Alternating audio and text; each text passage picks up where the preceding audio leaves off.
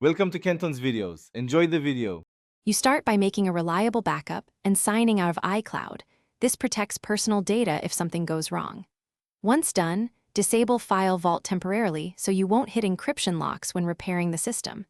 Now shut down and boot into recovery by holding Command-R. This gives you the system-level access required.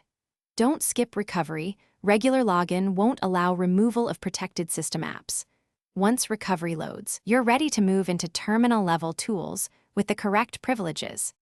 From Recovery Terminal, you must disable System Integrity Protection so the OS will allow deletion, run csrootle disable, and then reboot back into recovery if required. This is necessary because system preferences lives in a protected system path.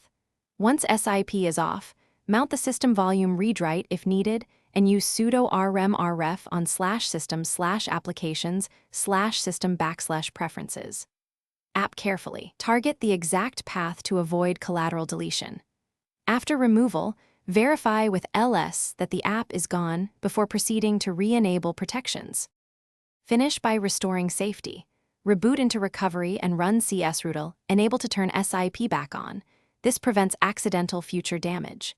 If the system complains about missing system, preferences components, or unstable UI, reinstall Mac OS over the current install to restore only the required system apps without erasing your data. If you see Finder or preference pane errors, boot safe mode to clear caches and test. If anything goes wrong, use your backup to revert. That's the one key troubleshooting tip to rely on. Thanks for watching. Consider subscribing if we helped you.